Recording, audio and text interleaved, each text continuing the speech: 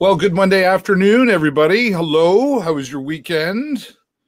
I say happy Monday, right? Because I always get to come by and talk to some amazing people.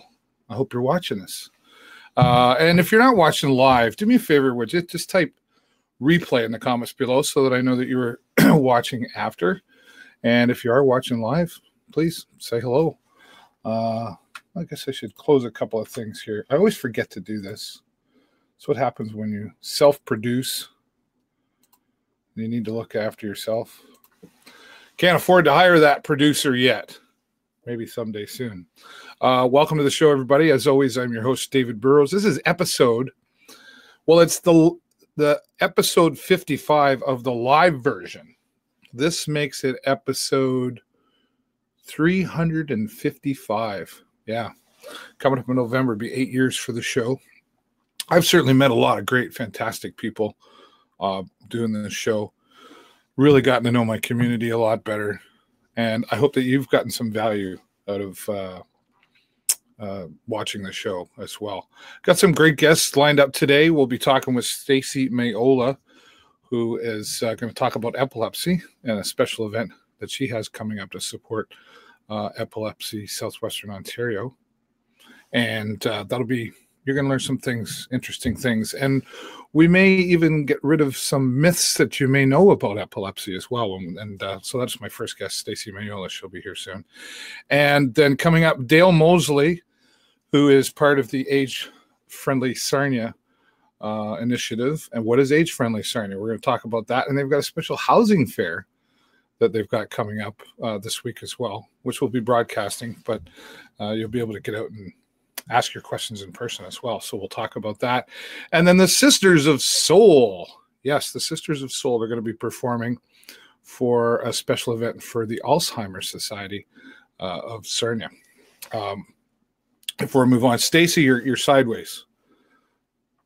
Okay. It's okay. Nobody can hear or see you yet. There you go. That'll work perfect. My first guest is ready. And then, so Sisters of Soul will be performing for the Alzheimer Society, a special event coming up this week as well. So always great people here and great things to share. If you're watching this and you want to share your comments, you got to be watching from the show page. There should be a link in the description somewhere. You must be watching because we're live, just to scare off my guests a little bit. We're live in about 8 different countries. This is live in Australia. We're live in the United Kingdom, Ireland, all throughout the United States, of course, Canada. Did I say South Africa? And did I say Ireland? Anyway, we're live in a lot of different places. So very grateful to all of our friends who simulcast us through their services as well. So, and happy belated St. Paddy's Day. I was going to try to say it with an Irish voice, but I would just suck at that. So I just say happy belated St. Paddy's Day. There were certainly a lot of celebrations going on. And if you're not Irish, you are for one day, whether you want to be or not. You can't go anywhere and not see some green. Did you know? Well, I'll ask the question for those of you who are watching. And you want to maybe try to answer this.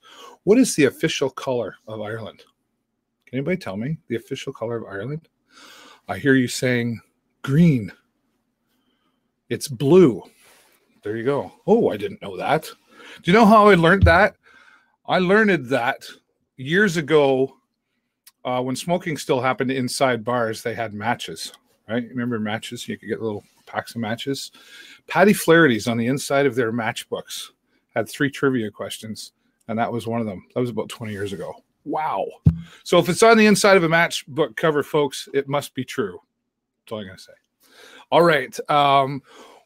Got some cool things to talk about before we get to our first guest. Sarnia Sings. Have you heard about it? Sarnia Sings, Volume 3. If you've heard about it and you haven't been there to it yet, you need to go online and get your tickets. Tickets are now on sale. As of today, at the Imperial Theatre, Sarnia Sings Volume 3, Rockstar Live, which is a band, comes down from Toronto. They play the music, and we've picked out some singers. And I say we, Adam Dumont began this initiative 3 years ago and asked me to be a part of it. And we've got some singers, local singers, that are going to go up on stage, and they get to sing with the rock band. Here's the cool part about it. The rock band is actually real rock stars. We're talking the drummer of Big Wreck. We're talking guitar player from Moist. We're talking guitar player from, the Killer Dwarves. We've got rock stars, and these singers get to sing and perform with real rock stars, all in an initiative to support and create awareness for mental health and suicide prevention. So this is a fantastic cause that Adam Dumont began 3 years ago. I'm very proud to be a part of it and be the MC once again this year. Imperial Theater, go to imperialtheater.net. Tickets are on sale as of today. This thing sold out last year. And the first year it was on, there were only 10 empty seats in the whole place. That's a big clue, folks. If you want to go, you need to go get your tickets. It will sell out again. It's going to be extra special this year. Can't tell you why. You got to be there, but there's going to be some cool things happening throughout the performance and some special moments that happen throughout the evening as well. I've already been on the Imperial Theater website. Hundreds of tickets already sold for this. Just went on sale today. So if you want to be a part of something big and special, you need to go get your tickets for that. And we're going to have some of the guest singers joining us here coming up shortly, not today, but coming up in future shows to lead up to this very special event, as we will make some special announcements along the tease.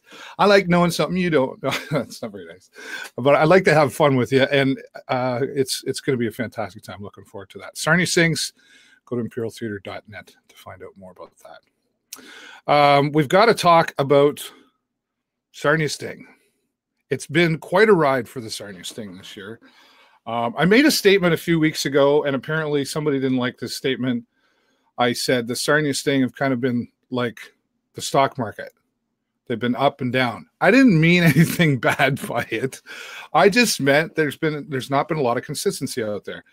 The Sarnia Sting have won and lost. Okay, so that's all I meant by that. So if I offended you, I'm sorry. That's not my intention to ever do.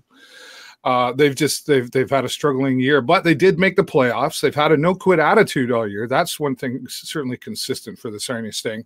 They've got a lot of young folks coming in, young players coming in, which many would predict to say that's grooming for the next couple of years of this hockey team. But they have a no-quit attitude. And recently, well, they had to, okay, so you want to talk about dramatic ending. They had to play Windsor on Friday. And if they beat Windsor, they were in the playoffs. Sarnia Sting were up 3-0 in the second period. By the end of the second period, 3-0. Windsor came out. Foodie, who plays for the Windsor, for those of you who don't follow hockey, 2 goals. Ends up tying up with the Sting 3-3. Wow. Martin and Sproviero were recognized as the overagers who will be leaving. And Martin got his. Was it Martin? Yes.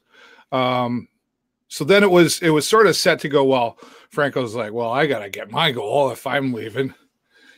3 times he had to get a hat trick that didn't count. He had 3 shots on goal that were reviewed and brought back. Didn't count. How frustrating would that be?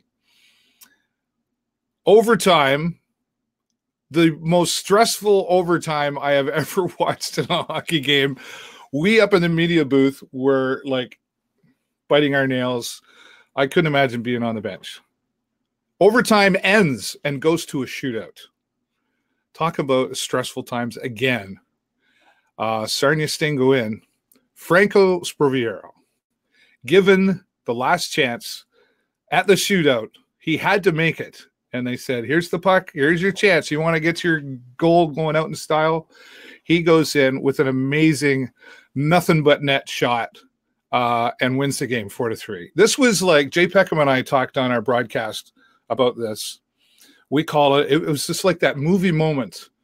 Half court at the basketball net, throws it, the clock's counting down, swish, and this thing goes in. This crowd went nuts. It was an amazing end to the season. Well, it wasn't quite the end of the season, but it did give them the 7th place position in the playoffs. So then they would go, yeah, it was just the most exciting game all year. You really had to be there. And then we had an interview with Franco Sproviero which I'll be putting up later today on the Facebook page. So make sure you check that out. So way to go, guys. Final score 4-3 there. Then they would go on Saturday and play Flint down in Flint. I don't know what it is about Flint, but they seem to have been a thorn in the side of the Sarnia Sting for the last few years. Flint had not won a game, like 14 or 15 games. They lost every game until they played the Sarnia Sting, and Sarnia Sting lost to Flint. They've got our number for some reason. So Saturday they would go down in Flint, Michigan. I forgot about the game. I was doing a broadcast somewhere else, and all of a sudden I went, oh yeah, I got to check in. It was 7-1 for Flint. Ouch. And then it would come back too little too late, I guess the cliche saying, but Flint would win that one 8-4, so it wasn't completely terrible. Then come back here, payback time, part 2 of Flint and Sarnia Sting. There were some hard hits out there, blindsided hits. I don't know what's going on with the blindsided hits in the Ontario Hockey League right now, but they seem to be calling a lot of them. That's a whole other show and another story, but this was an aggressive game. Sarnia Sting would come out on top. Final score 6-3. So there's your Sarnia Sting recap. I know it was a long-winded version, but I really had to tell the story of the Windsor game. And if you're a Sting, and it was packed yesterday, St. Paddy's Day. I had my green tie and I didn't wear them today, but I wore my green tie and suspenders yesterday. So one thing about suspenders, everybody wants to tug on your suspenders when you're walking by. But so I've got some bruises going. I'm just kidding. So it was good St. Paddy's Day, and it was good for the Sarnia Sting. What a way to finish off the season. Vince McMahon, we said, from WWE, could not have scripted that Windsor game any better, for real. Okay. Go Sting, go. And, of course, now with that happening, we'll show you right there. There's the dates. It's starting this week, coming up, and they'll be in Saginaw for the first 2 games. And then we'll be back here for the home games, game 3 and 4, on Tuesday the 26th and Thursday the 28th. I will be there broadcasting live, as always, to give you updates. But get your tickets. This is going to be an exciting playoff term. So go Sting, go, right? Okay. The tall ships are coming to Sarnia. If you haven't heard yet, the tall ships going to be here in August 9th through the 11th. And as a special part of all of that, the Carpenters Union and Imperial Sarnia site, major sponsors for this amazing event coming to Sarnia. What an opportunity to showcase Sarnia-Lambton with I talked to Rob say that 5 times fast. Rob Hardwood, the director of Parks and Recreation for the city of Sarnia. Close to 4,000 tickets already sold for this event. So if you want to be a part of it, another one you don't want to wait, go online, Sarnia Tall Ships, get your tickets. Happy to say that myself and the Video Show Network will be a part of it all weekend long. We will be on the ships. I'll be behind the scenes. We're going to show you some live footage that you won't get to see no matter what. There are tickets for you to walk down and view all of this. There are tickets to go for a sale.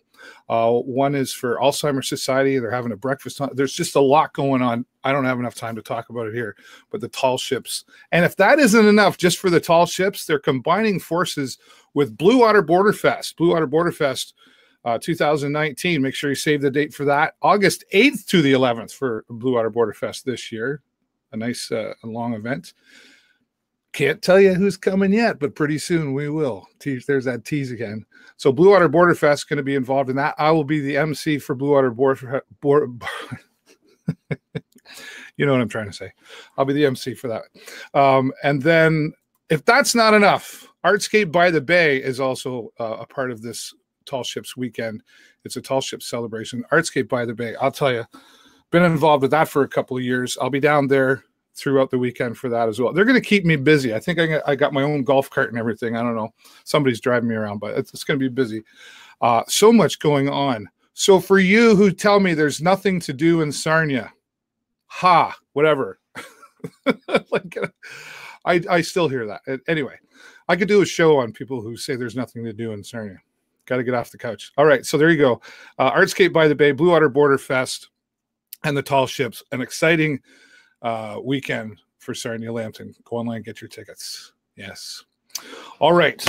I know you've had enough of me. I get excited. What can I say? And I get passionate about the things that are going on in this amazing city of Sarnia-Lambton. My first guest, first time joining me, actually. I'm excited to have her here. And we've kind of met by accident, and we've got probably something mutual between us that we're going to talk about. And my first guest, she's patiently been waiting in the lobby, and she's all set to go. Welcome, please, Stacey MaolaS. Thanks for being here. Hi, how you doing, Dave? I'm doing fantastic. And great. I think we need to tell the story, sort of how we accidentally met, right? Oh, sure. Yes. You know, you were, I had the painted cat on here a couple of weeks ago. And talking to her about her Bob Ross event. I love Bob Ross. I don't even paint. So good. This whole thing's going to be funny, right? And then she led into this event that you were having that we're going to talk about, and in support of Epilepsy Southwestern Ontario. And then I mentioned that I had epilepsy when I was younger. And that's kind of how the connection all became together there. And I don't know if you caught that or not. Did you know that? Yeah, yes, I did. I watched the whole thing. I was I was pretty shocked. Yeah. Yeah. And now I'm one of the rare. Sorry, I'm one of the rare cases that's outgrown it. Like by age 14, 15, it was gone. Oh, that's so awesome. I think that's one of the reasons why I was so excited to do your show, is when I heard that you had struggled with that. It's amazing how many people I run into that, you know, once I tell them that I have epilepsy and what I've been dealing with, they know someone, or they've had experience with seizures. So it's just something that nobody really talks about. Well, it's not really visual, right? It's kind of like diabetes, you know, and we don't walk up and go, "Hi, my name's David. I have epilepsy and I have this," and you know, we just say hi, right? And when I had it, it was in the 70s, right? Like I was 5 years old when they discovered it, and nobody knew. It was kind of like Tourette syndrome. Nobody knew what that was. Nobody talked about. But now you've had this experience with epilepsy. When did was it discovered in you? So my earliest memory of it was when I was a teenager, and at that point in time, my seizures were what we kind of referred to as the feeling. So it wasn't a typical seizure. It would just be this very unusual feeling I would get from time to time. And it would pass, like it would be about 10, 20 seconds and it would pass. So that would be my earliest memory. And then it just increasingly got worse as I got older. So are you so it started petit mal seizures and then it's grown into grand mal? So actually, I have never had a grand mal seizure. Mine was more absence seizures. Oh, okay. All right. So I would lose consciousness. I would have that feeling. So it was, like I said, as a teenager, it was just these feelings. I'd feel like I was still conscious. And then into my 20s is when more of the behavioral, like the lip smacking, the, you know, glazed over look. So I wasn't actually officially diagnosed with epilepsy until I was 27. And then just a couple of years ago, I was driving and I had an absence seizure. And unfortunately, I was in a car accident. And that was my first indication that I was losing consciousness during my seizures. I never knew that before. I just knew I was having them often and they'd make me very tired, but I really felt like I was aware until I had this accident. And then that got the ball rolling. I was referred to an epilepsy specialist in London who is fantastic. So, now there's a lot we could do. We could do a whole hour show on this. Maybe we can do that. Some people get warnings, right? Yes. And then others don't. I never got warnings. So it sounds like you didn't really get warnings. Well, I did what we called like the aura. So then I just felt such a hard thing to explain, Dave. So I would have the aura, but I was never aware that I was losing consciousness. So I would have the feeling, and then it would progress into me losing consciousness. And then when I was coming out of it, I'd be very confused and just feeling very disconnected. So I knew that it was coming. but it was Okay. very fast. Yeah. Right. You didn't have time to necessarily hit. I have a friend who has it still, and she gets a warning to the point where, okay, I need to go lie down and be prepared for that. Right. Those are the lucky ones, I think. Yes. So my warning was not like with my accident. Even I knew I was having the feeling, and I did not have enough time to pull over, which I thought I did at the time, but unfortunately I did not. So my warnings were very quick. So, and there's your family, right? Yeah. And, so that I was going to lead into that. You know, your family is obviously, that's your husband there. And, yes, David. And, he supports you, obviously. Oh, absolutely. And who's the little one there? So I got two little ones. I got a 7-year-old named Samuel, and then my daughter's Leah. She's now 5. Okay. So that picture I think is probably about a year or two old, but okay, all right. Yeah. So they're involved with helping you with this. Yes. Was there concerns when you had your children then? Obviously, if they would have any of this. Well, it was actually during my pregnancy. So I was on medications during my pregnancy, so that was very closely monitored. You know, they would have to adjust accordingly. But no, so far so good. I mean, they told me that it was not my type of epilepsy is not genetic, so I wouldn't have to worry. So they're both happy and healthy. I feel very lucky. Oh, fantastic! Sure. And you're so are you on medication or were you? I am. Yeah. Yes. What do you take? So I'm on 2 that are, one's called lamotrigine, and the other one I probably won't be able to say correctly, but clobazam or clobazam, something along that line. I haven't heard of those. Yeah. I was Depakine and Primidone for me. Okay. And it was familiar, but not. Yeah, it was 10 pills a day. I know. See, I was at one point, now I'm being weaned off right now. So, and actually I'll have to apologize for my shakiness because that was one of the side effects of the medication now is shakiness. So if I seem a little shaky, that's why. That's okay. But, I was on at one point about 18 pills a day. So they're weaning me off now. Yeah, after my surgery. So I'm very happy about that. The side effects of the medication were very hard thing to deal with. So sure. Pretty. I don't know if you can see the comments because you're on mobile, but Ryan Lalonde out there says, "Beautiful family." Oh, that's my brother. Oh, hi, hey, Ryan. bro. And we've got Dina Lynn. She says, my sister-in-law. Oh, okay. She says, "Such an inspiration, Stacey. Love you," and lots of hugs and kisses there. Oh, same. Well, that's fantastic. Well, you know, that's always important, right? To have you got family support there, obviously. Oh, awesome. To grow through something like this. Let's talk about the epilepsy awareness in this photo here, and then we'll move on to your surgery photos. But tell everybody why I got my purple on today too, by the way. Yay! Yay! Awesome, Dave. So talk about epilepsy awareness and purple and everything there. Sure. Okay. So every year, March 26th is what they know is the Purple Day.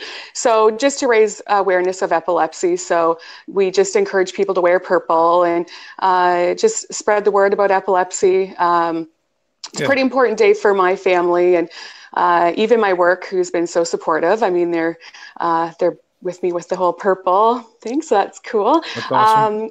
Yeah, so every March 26th is very important to us. We dress up in purple and I never knew that was the day. I knew March was epilepsy month, but I didn't know there was a day for it. So so you've got some things and wires attached to your head there that I used to call it the egg. Is that what that was?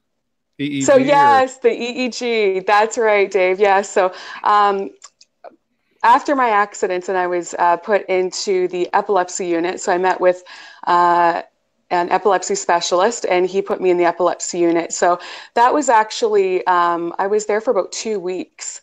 So what they would do is they taped a whole bunch of electrodes to the back of my head and my front of my head, the side. So they were just looking for seizure activity. And then what they would do is they would try to trigger a seizure. So they would lessen my dosage of medication.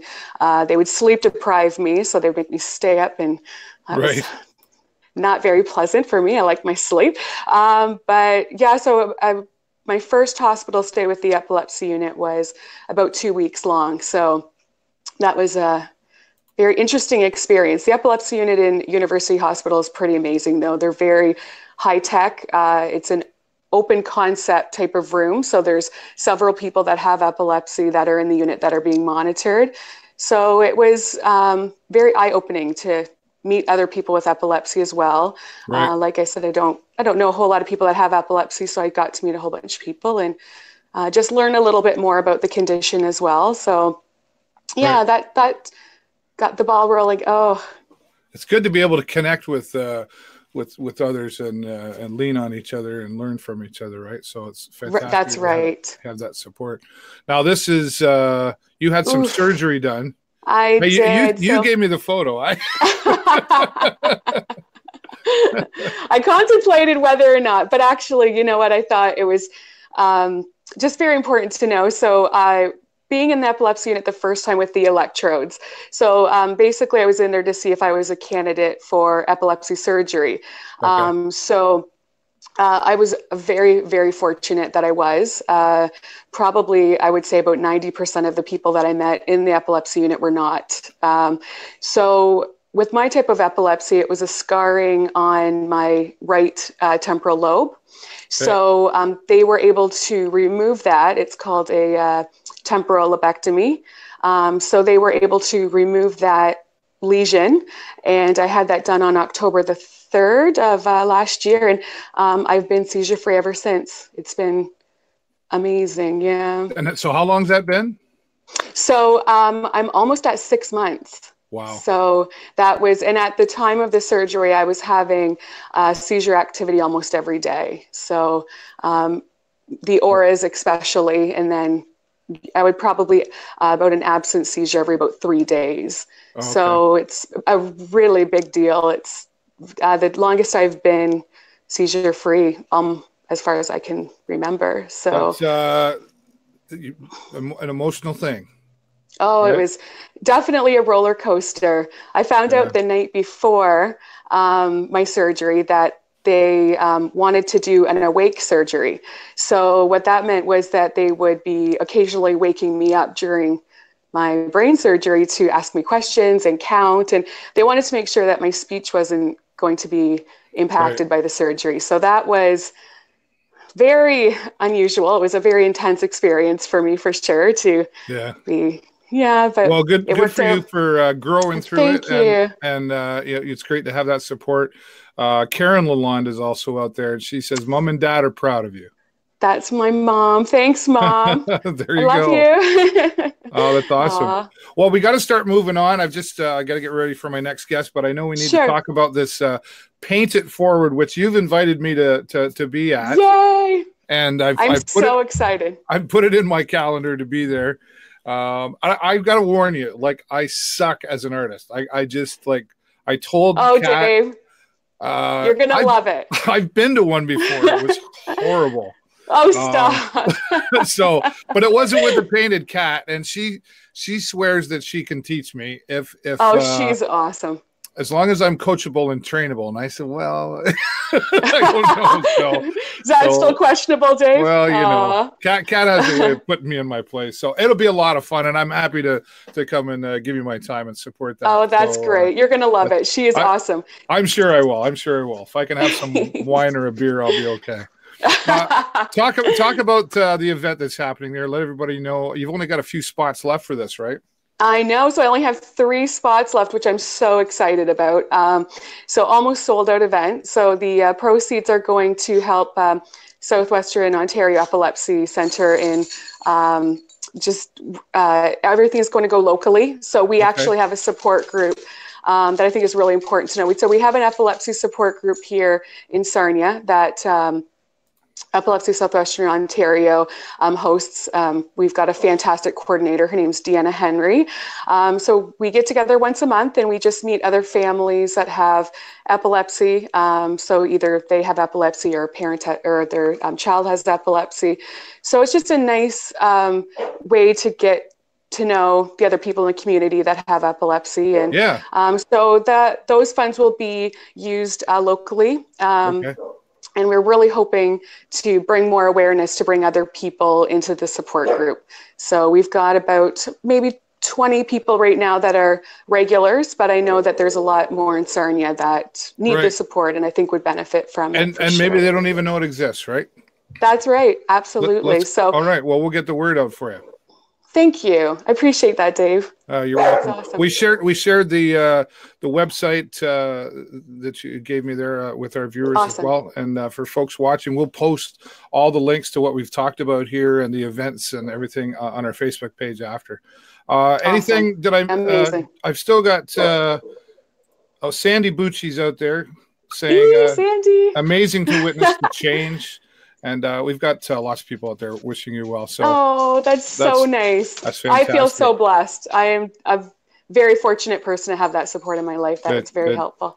Well, I hope I covered. We got everything in there. Is there anything else you want to throw out? I think so. Yeah. Okay. I really was so excited to be on your show, Dave. So thanks for having me. And you're welcome. Just to get the word out there and just to bring hope. I mean, I'm a success story, so it can be a success. I know we hear a lot of negative out there, and but I had the surgery. I'm doing amazing. So I just hope other people can see this and know that there can be a good ending at the end of it all. Fantastic. Stacey, thank you so much for being here, and I look forward to seeing you at the paint party. Yes, definitely. I'm so excited for that. Thanks, Dave. All right, take care.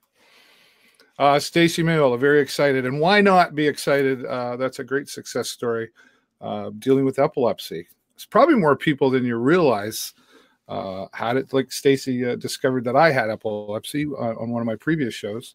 Like I said, you don't walk up to somebody and go, "Hi, my name is," and I have. So you never know what's going on in somebody's life. So appreciate Stacey coming in here and sharing that. And Painted Cat is going to try really hard to teach me how to paint. I'm not sure how this is just going to go bad. I just know it. But if anything, we'll have a lot of fun. And thanks again, Stacey. We'll have her back maybe after the paint party to give us some update on some things. All right, moving on. We're going to talk about Age-Friendly Sarnia. Have you heard of that? What is Age-Friendly Sarnia? What kind of services are available in your community? Well, we've got some guests here going to join us here next to talk about Age-Friendly and a special housing fair that's coming up.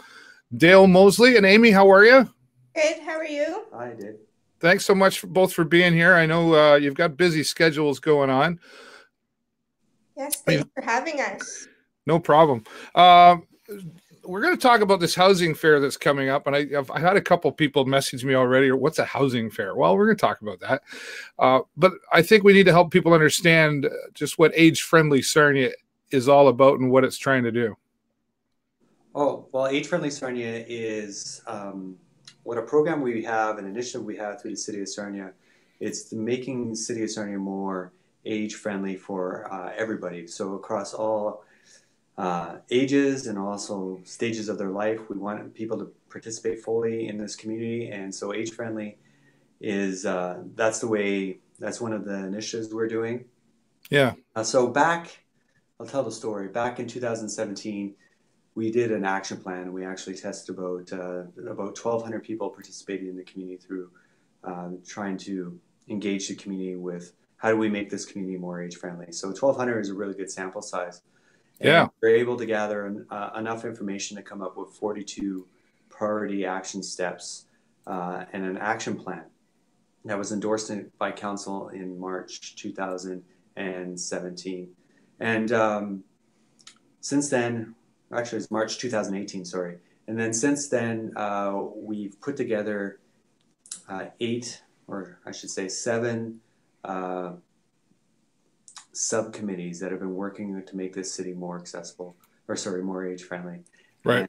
And, we have about 70 volunteers and about 35 to 40 agencies that are working on this. And part of one of the initiatives that came out of this was put on a housing fair. So through that action plan that I was talking about earlier, the third biggest priority that the community came up with was access to housing and how to either stay in their homes or how to navigate housing in this community. Now, we're not talking about homelessness, but we're talking about other ways to access housing through, you're at that stage of life, then maybe it's time to downsize or something like that. Right. What do you do after that? So we're trying to meet the needs of the community by having this information fair. Yeah, well, it's one of those things too. A lot of the services that Age-Friendly deals with or tries to promote and put out, it's one of those things until it happens to you, right? You don't really know what to do. All of a sudden, life changes, and it can change overnight. So it's good that these things are. There's been a lot of different things that the Age-Friendly Sarnia is putting on, a lot of different initiatives. Could you give some examples of other things Age-Friendly is doing? Sure. You mind if I do it, or you want to do it? No, go ahead. Okay. So I'm going to go back probably since September. I can think of, we've had 3 orientations to Sarnia City Transit. We had a transportation day in Sarnia. So transportation is one of those indicators where it could potentially leave somebody isolated if they don't know how to access it properly. So that's why we did those orientations to Sarnia City Transit. And then we had Transportation Day in Sarnia, which was basically all the transportation providers got together, and we had another kind of information fair. We also had an Age-Friendly Summit, which brought everybody together, and we talked about all the different things that Age-Friendly Sarnia has been doing. We've had Volunteer Day, where we talked to Volunteers Association of Sarnia, and basically how do we get more people to volunteer in this community, and specifically for those older. Right. And we also trying to think back of everything we've done. Can you add anything? Mm-hmm. Well, let's just, before I let you speak there, Amy, thanks, Dale, for all of that, but we should probably introduce Amy properly. She is the new Age-Friendly coordinator for all of this. Yes, I just came on to the project in January. So it's just been a couple of months, but meeting all the committees has been really wonderful. Seeing the community support and drive behind Age-Friendly is a really exciting initiative to join. Yeah, and you've got you've got your hands full. You've got a lot of things going on. It's a busy position that you've taken on. And Dale, I know you're busy with a lot of accessibility things as well. That's your job at the city, and plus Age-Friendly. So appreciate your efforts from both of you, because I know what's going on there. So it's important to keep getting this word out there, because I think I know I keep hearing from people, Age-Friendly. I've heard of that thing, but it seems to have grown from a few years ago when it all began to where it is now. Would you both agree that this is really catching on? And what I mean catching on, people are starting to become more aware of this, because there's decent turnouts at these events, right? Yeah, there's different. Well, for specifically our summit, it was a huge event. We had well over 140 people there, so that was a big event. When a lot of people really liked that. Yeah. We're hoping that a lot of people will want to come out to this housing fair as well, especially because through the Age-Friendly Action Plan, we determined that this was something that the community wanted. Yeah, yeah. So, Amy, talk a little bit more about what you do in all of this. Sure. So I oversee all the committees and help the committees take their ideas that are from the action plan and turn them into events, or there's been documents as well, accessibility documents that some of the committees have formed. So working with them to develop and implement, most importantly, is put things out in the community that can benefit a lot of people. Right. Right. So what's going to happen at the housing fair is coming up Wednesday, right? From 10 a.m. till 3 p.m. Let's tell everybody, we still got some time here. Tell everybody what's going on. Sure. So we have a full day planned. It is a drop-in kind of day where you can come and explore, stay as long as you'd like. But while you're there, you can visit over 25 exhibitor tables, all focused on services in the community for supports in your home, transitioning if you're thinking about leaving your home and looking for alternative housing, and also innovations, the great things in our community that are transforming the housing need into something great, like the Guthrie Drive project or the Wellington Flats project. Right. Yeah, we're also giving workshops. So various community organizations are going to put on workshops so that you have a new thing to take home with you, so you can practice safety, learn new exercises, falls prevention techniques, and so on. Wow, there's a lot going on, especially that's a long day too. So there's going to be lots of information there. Yes, yes, yeah. And also free refreshments and snacks to re-energize guests. Oh, free refreshments! Oh, there'll be lots of people there. Yeah. What about financing in housing? Is that a topic? Because a lot of people, if they hit that point in their life where they need a different type of housing, that usually has a cost attached to it, I would think. Is there support for that? Yes, so we will be hearing from some of our speakers about affordable and supportive housing. The City of Sarnia will be doing a presentation about housing options and the various zoning laws that you have to follow if you wanted to, say, bring someone into your home. And then also, for example, Lambton Elderly Outreach and Red Cross are doing a joint presentation on community supports, bringing services to your home. Okay, well, I guess that's see, there it is. It's one of those things you don't think about until it happens to you, right? There's a lot of different things that kind of I guess affect a person's life when they hit that point. Mm-hmm. So this is open to anybody. It starts at 10 o'clock. And where's it going to be at? It's at Living Hope Church on Exmouth Street, just past Pontiac. Exmouth and Pontiac. Yeah, right beside the Christian school there, I think. Yes, exactly. Yes. It's a fantastic facility, lots of room there. I was in there the other day, as you guys know, but for those of you watching, I'll be broadcasting all the speakers as well. Yeah. We'll have that.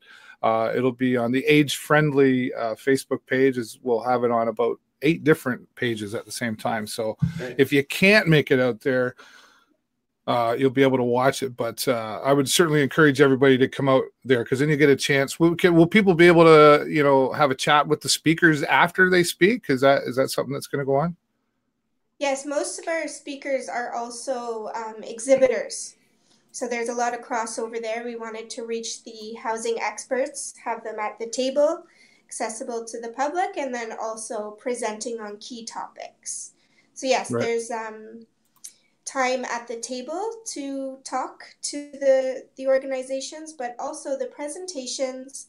So the model is a 20-minute presentation with a 10-minute question session following. Oh, okay. Mm-hmm. Fantastic. So there's time for a bigger group discussion as well. Okay. Well, fantastic that you're putting this on, and again, appreciate your efforts. Is there anything else you want to add in there that maybe we haven't talked about yet, or we covered it all?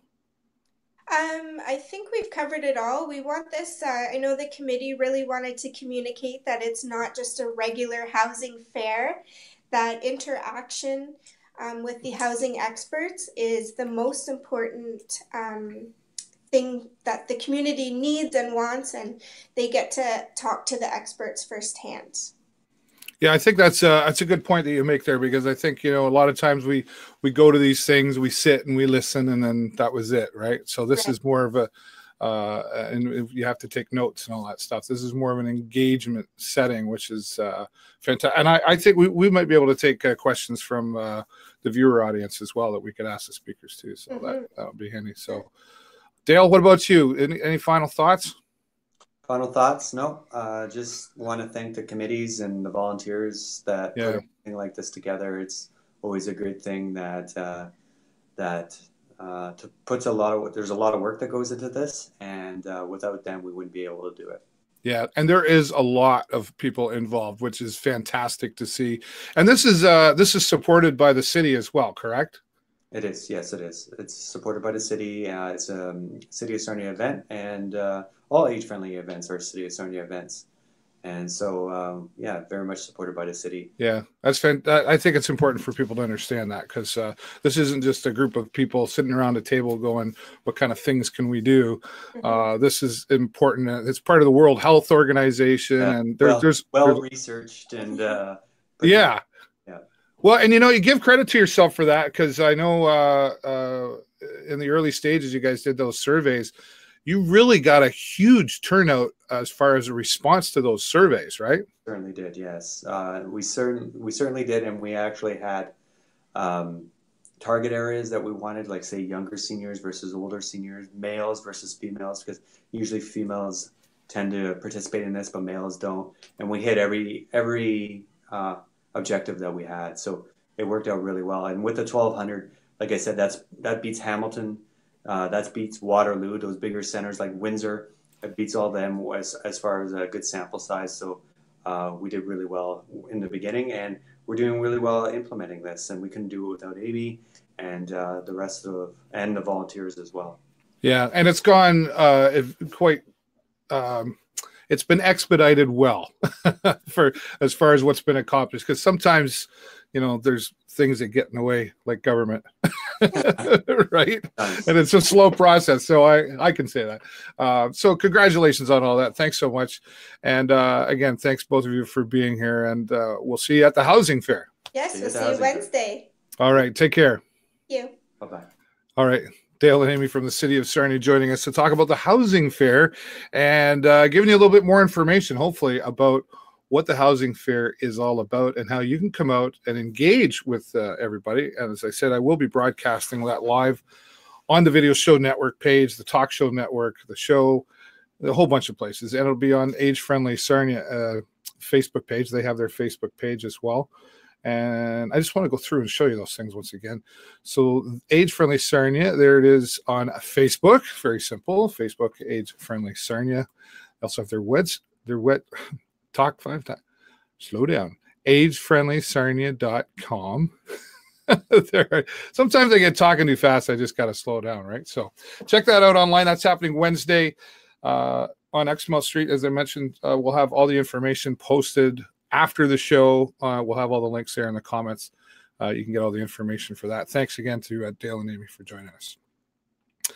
All right. Well, I had some more guests. I'm not sure what happened there, but Sisters of Soul was going to be here joining me to talk about a special event coming up on Thursday, March the 21st. This is in support of the Alzheimer Society of Sarnia-Lambton. Tickets on sale for this, and they're available at Cheeky Monkey.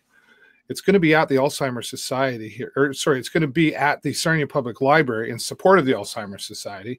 That's happening Thursday, March the 21st from 7 to 9. Tickets only $22. And as I mentioned, you can go to Cheeky Monkey and get your tickets for that. Alzheimer's, very important part. Alzheimer's affecting a lot of different people in our community, and it's important to go out and get that support. The Alzheimer's Society offers a lot of support for those who are suffering from Alzheimer's, and supports the families in the city who are dealing with the victims of Alzheimer's. So again, supporting Alzheimer's Sarnia-Lambton. And Sisters of Soul, they're going to be doing, there's a website to find out more from Alzheimer's Society, but the Sisters of Soul, I know them all quite well.